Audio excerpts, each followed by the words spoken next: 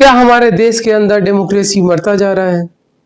ये हमारा देश जो अपने डेमोक्रेसी के लिए पूरे संसार में जाना जाता था, क्या अपनी वो छवि को खोता जा रहा है?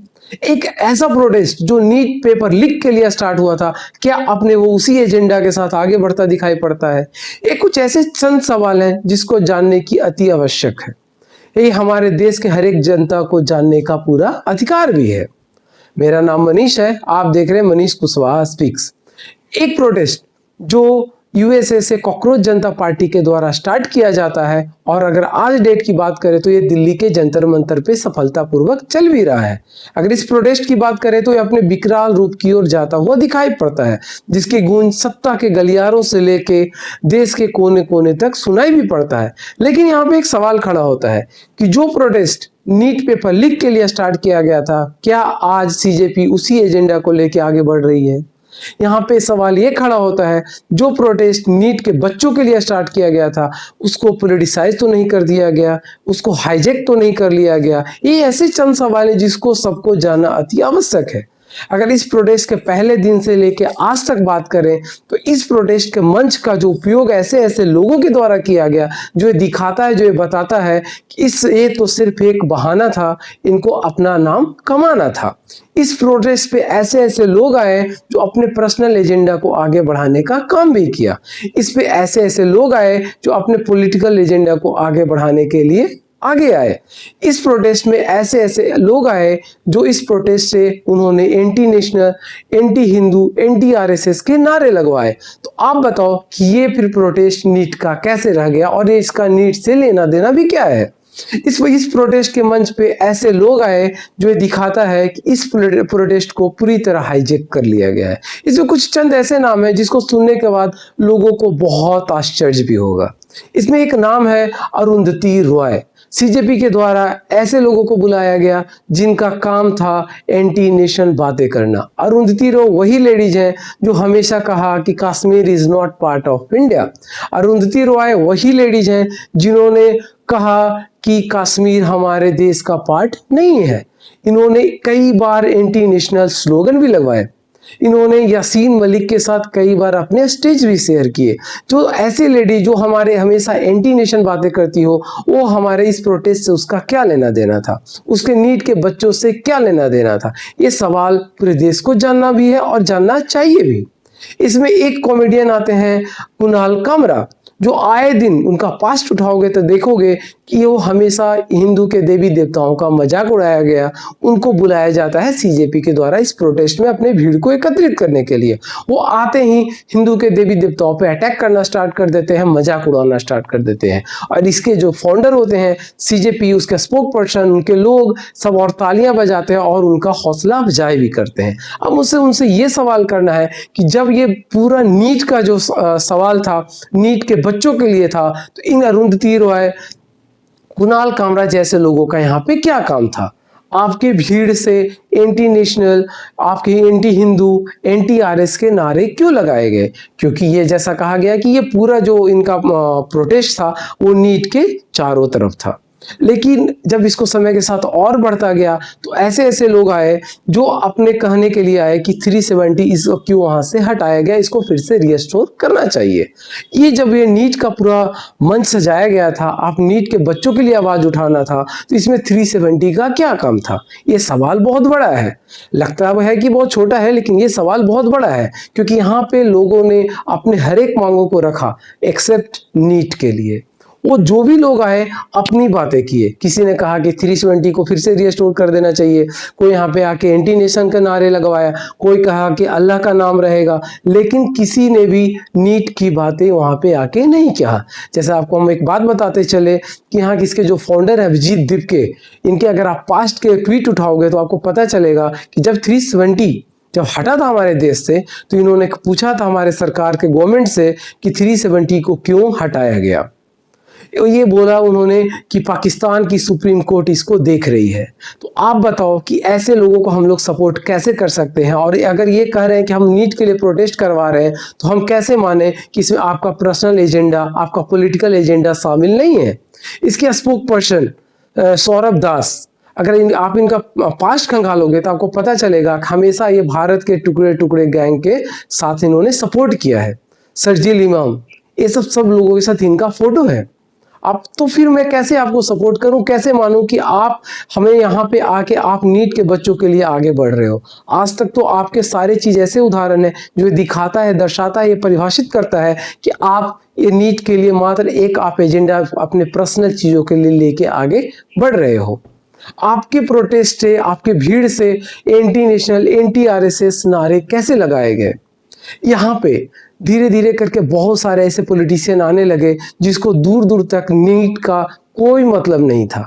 आज तक उन्होंने नीट के पेपर लीक पे कुछ नहीं पता था, क्योंकि उसको पता था कि जब उनकी सरकार थी तो ऐसे ऐसे बहुत सारे पेपर लीक हुए थे, उनको इसको जवाब देने से हड़कना था। लेकिन यहाँ पे आके उन्होंने पूरा पॉलिटिसाइज किया इस मंच का। उन्होंने इस मंच का ऐसे उपयोग किया क्योंकि उन्हें पता है कि अभी कुछ दिनों के बाद यूपी और पंजाब में इलेक्शन आने हैं। जहां पंजाब में आप अपना खुद दोबारा आना चाहती है, वहीं पे यूपी सपा अपने वजूद को फिर से खड़ा करना चाहती है। और इससे अच्छा मंच नहीं हो सकता था, क्योंकि उनको पता है कि नीट एक ऐसा वो बन गया है जिसकी गूंज पूरे भारत में चारों तरफ, उसकी चर्चाएं चारों तरफ हो रही है। उन्होंने इसको पूरा हाईजेक करना स्टार्ट किया।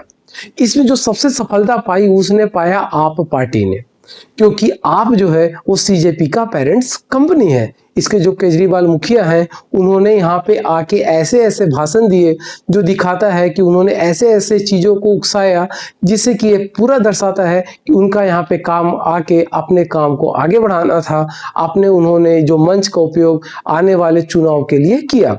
सपा के भी लोग आए, आपके एनसीपी के, कहने का मतलब यह है कि पूरा विपक्ष आके इस मंच का पूरा पॉलिटिकल एजेंडा के लिए यूज किया। उन्होंने नीट से उनका कोई लेना देना नहीं था। जब ये सारे लोग आते हैं और जब इनका एक कॉल बनता है कि 20 तारीख को संसद की तरफ चलना है, ये वही दिन था जब पूरे एक दिल्ली में दंगा का माहौल बना दिया गया। जब संसद चलने की बात हुई तो इनके जो लोग थे वो जो यूथ के था उनको कॉल करते हैं, और ये इनके जो अभिजीत दीप के, सौरभ दास, इनके कोर टीम वहां से पूरी तरह गायब हो जाती है। आप इनके वीडियो में देखोगे इनके बहुत सारे फुटेज ऐसे आए हैं जो ऐसा बताता है कि ये लोग बच्चों को उस दिन आगे करके खुद गायब हो गए थे। इनसे लोग सवाल कर रहे थे। अभिजीत दीप के जाके ट्रक में छिप गया था, वहीं पे सौरभ दास और एक और इनका स्पोक पर्सन है वो जाके कहीं और छिप गए थे। इसका एक स्पोक पर्सन विजेता दहिया जो जाके उस समय बच्चे जहां मार खा रहे थे उस समय ये जाके मॉल में बर्गर खा रहा था। तो आप बताओ कि ऐसे प्रोटेस्ट को हम आज कैसे क्या कहें, हम इन्हें कैसे सपोर्ट करें। ये बच्चों के दिमाग को ऐसे हाईजेक कर लिए कि हम आपके लिए खड़े हैं, लेकिन जहां पे आगे इनको लीड करने की बारी आती है तो अरविंद केजरीवाल से लेके इनके सारे स्पोक पर्सन, इनके जो फाउंडर है सीजेपी का, वो सब जगह जगह पे छिप जाता है। अगर 20 तारीख की बात करें जिस दिन संसद चलो मार्च था, उस दिन ये कोई भी पॉलिटिशियन इनके आगे नहीं थे। सब लोग वहां से भग गए थे, सब लोग वहां से निकल गए थे। बच्चों को पुलिस से मार खाने के लिए छोड़ दिया था, क्योंकि उस भीड़ में बच्चों में कुछ ऐसे असामाजिक तत्व आ गए थे जो इस भीड़ का अपने तरीके से फायदा उठाना स्टार्ट किया। और उसने पूरी प्रॉपर एक वीडियो में उन्होंने बोला कि हम ये दिल्ली को, इस देश को नेपाल और बांग्लादेश बनाना चाहते हैं और इसको हम वैसा ही हाल करेंगे, इसको शाहीन बाग बनाएंगे। इसमें ऐसे ऐसे लोग आए जो पत्थर लेके उस दिन मारना स्टार्ट किए। जब पुलिस इस पे लाठीचार्ज अपना रिएक्शन देना स्टार्ट करती है तो ऐसे निर्दोष बच्चे पिटाने लग जाते हैं जो अपने इस प्रोटेस्ट को संसद मार्च के लिए आए थे। उस दिन जब मैं आपको बताता चलूं कि इनके जितने भी फाउंडर, जितने भी पॉलिटिशियन जो आके बच्चों को कहे थे हम आगे से लीड करेंगे, सब अपने अपने जगह पे थे, कोई भी इनका साथ देने के लिए नहीं आया था। तो हम कैसे कहें कि आपका जो प्रोटेस्ट है वो नीट के लिए सिर्फ है। अगर आज की बातें करें तो पिछले 3 से 4 दिन में आप देखोगे कि इस प्रोटेस्ट के तले, इस प्रोटेस्ट के आड़ में कुछ असामाजिक तत्व रात को निकलते हैं और पुलिस को दौड़ा दौड़ा के मारने का काम कर रहे हैं, पुलिस को भगा भगा के मार रहे हैं, उनको साथ तलवार से दौड़ा रहे हैं, तलवार से वार कर रहे हैं, उनको बुरी तरह पीट रहे हैं, पूरी तरह जख्मी कर रहे हैं। जबकि इनको पता होना चाहिए कि ये जो प्रोटेस्ट में जो लोग हैं आपकी सुरक्षा के लिए खड़े हैं, उनका वो ड्यूटी है इसलिए वहां पे खड़े हैं, आपको उनको मारने से क्या मिलेगा। लेकिन इस प्रोटेस्ट को बैक स्टेज से युवाओं को ऐसा भड़काया जा रहा है जिससे कि रात में निकलते हैं और वहां पे दंगा करते हैं, इसको शाहीन बाग जैसा बनाने की सोच रहे हैं। लेकिन इनको ये समझ में आना चाहिए कि जब ये प्रोटेस्ट शांत होगा, जब इनकी मांगें पूरी होगी या जैसे भी शांत होगा, तब इन पे जो कानूनी एक्शन होगा, तब ये लोग, आपके पॉलिटिशियंस, आपके सीजेपी फाउंडर, आपके स्पोक पर्सन, कोई भी आपके साथ पीछे नहीं खड़ा होगा। लाइफ बर्बाद होगी उन बच्चों की जो इसमें इनके झांसे में आके लोगों को मार रहे हैं, लोगों को पीट रहे हैं, पुलिसकर्मियों को दौड़ा के जख्मी कर रहे हैं, और इनके अपने पर्सनल एजेंडा यहाँ से बन रहा है। तो लोगों को ये जरूर सोचना चाहिए, ये प्रोटेस्ट नीट का प्रोटेस्ट नहीं रहा। अगर डेमोक्रेसी की बात करते हैं, तो अगर यहाँ पे नीट का सवाल का अगर लोग सवाल उठाते हैं, तो उन लोगों से सवाल ये भी पूछना चाहिए कि जो आपके पंजाब में कल जो पेपर लीक हुआ, उसके बारे में बात क्यों नहीं हो रही, उस प्रोटेस्ट से, उस वहां पे प्रोटेस्ट से क्यों नहीं बातें हो रही है। अगर आप कह रहे हो कि प्रोटेस्टर को मारा पीटा गया, तो पिछले 3 दिनों में उन पुलिसकर्मियों को क्यों मारा पीटा गया जो निर्दोष से अपनी ड्यूटी निभा रहे थे, उनकी भी बातें होनी चाहिए। बात उनकी भी होनी चाहिए जो बाहर से अभी विदेशी फंडिंग हो रही है खाने की। आपको पता चलेगा कि बांग्लादेश, आपका यहाँ Myanmar, Pakistan, Dubai, Saudi Arabia, USA से अननोन आदमी इन लोग के लिए खाना पिठा रहे हैं। बहुत आतंकी संगठन इनको फंडिंग करने पे रेडी है, क्योंकि पता है उन्हें कि अगर हम इनको खाना इस समय 3 टाइम का फंडिंग करते हैं, अच्छे खाना भेजते हैं, तो इनका जो क्राउड है इस बहाने वहाँ पे आएगा, और इस क्राउड का फायदा उठा के हम अपनी पर्सनल एजेंडा को सेट कर पाएंगे। अगर आज डेट की बात करें, तो वहाँ पे ऐसे ऐसे ऑर्डर आ रहे हैं, ऐसे ऐसे लोग खाना लेके आ रहे हैं, कोई पिज्ज़ा लेके आ रहा है, कोई बर्गर लेके आ रहा है, कोई तरह तरह के खाना लेके आ रहा है, और इसको जो देने वाला को किसी को पता नहीं है। तो हम इसको क्या समझे, इसमें भी सवाल उठनी चाहिए, इसमें उनसे पूछनी चाहिए ये क्या है। सवाल उनसे भी करना चाहिए कि जो अगर आए दिन समान वर्ग को 90% लाने पे भी उनका वो नहीं मिलता है जॉब, वो 40% लाके अपने जॉब को प्राप्त करते हैं। सवाल उनसे भी पूछा जाना चाहिए। जब डेमोक्रेसी हमारी कंट्री है, तो सबसे सवाल होनी चाहिए। सवाल सिर्फ उन लोगों से ही क्यों जो मात्र 90% ला के भी उनको अपनी नौकरी नहीं मिलती है, और 40% वाले ला के अपनी नौकरी को प्राप्त कर लेते हैं। बात उनसे भी उठनी चाहिए। जब ये डेमोक्रेसी है, तो बातें तो सबसे होनी चाहिए। लेकिन नहीं, हमारे ये देश ऐसा है जहाँ पे डेमोक्रेसी के नाम पे सिर्फ छल छलावा हो रहा है। आज के डेट में हमारे देश की जो डेमोक्रेसी की जो छवि है, वो पूरी तरह खत्म होती जा रही है। अगर ये प्रोटेस्ट पूरी तरह अपने अलग वे में चला गया है, इसको पॉलिटिशियन ने पूरा हाईजेक कर लिया है, इसके फाउंडर्स का अपना जो पॉलिटिकल कैरियर है वो बनाने में जुटे पड़े हैं। यहाँ लोगों को बैक स्टेज से भड़काया जा रहा है, और सामने से आके कहा जा रहा है कि हम तो कुछ नहीं कर रहे हैं, आपको शांतिपूर्ण प्रोटेस्ट करना है। जबकि ये पता है कि 3-4 दिनों से आप देखोगे तो ये कहीं से भी प्रोटेस्ट शांतिपूर्ण न रहा। ये दिल्ली को पूरी तरह ये लोग वो ऐसे आग में झोंकना चाहते हैं जो बाहर ना निकले। जबकि जो सत्ता पक्ष है, उनसे सवाल किया गया है, उन्होंने उसका जवाब भी अब देना स्टार्ट किया, इनसे इंगेज भी कर रहे हैं, फिर भी ये लोग आए दिन पुलिस पे ये लोग अटैक कर रहे हैं। इनका कहना है कि धर्मेंद्र प्रधान का रिजाइन होना चाहिए। इवन हम लोग भी सपोर्ट करते हैं, धर्मेंद्र प्रधान का रिजाइन जरूर होना चाहिए। जो लोग इसमें संलिप्त थे उनको रिजाइनेशन भी होना चाहिए। लेकिन अब इसका मतलब ये नहीं होता है कि आप इस प्रोटेस्ट को पूरी तरह एक आक्रामक रवैया ले लोगे। ये बहुत तरीके से गलत है, ये नहीं होना चाहिए आज हमारे देश में। लेकिन अब मुझे नहीं पता कल होगी इस प्रोटेस्ट का क्या मतलब होगा, कहाँ तक जाएगी ये प्रोटेस्ट। तो मेरा बस सब लोगों से यही कहना है कि बी केयरफुल।